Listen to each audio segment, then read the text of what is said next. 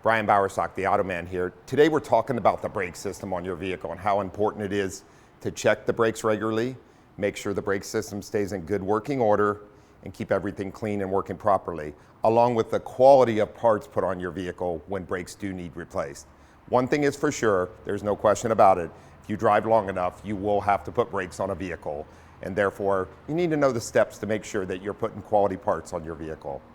One of the most important things these days, because of all the ABS systems we have, traction control, brake control, electronic braking assist, collision avoidance, all works through the brake system. Keeping the brake fluid clean is very important. We always want less than 200 parts per million contamination inside the system, which also has a reduction as far as moisture, copper content, items like that. That may not mean a lot to you, but when you're talking about the braking system, it's very important. Brake fluid is now the lifeline of the braking system, along with all the other hydraulic components.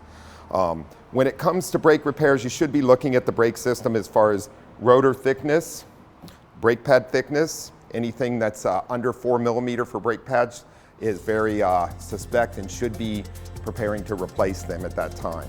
For the latest automotive news and helpful tips, watch for the Automan, Fridays on the CW San Diego.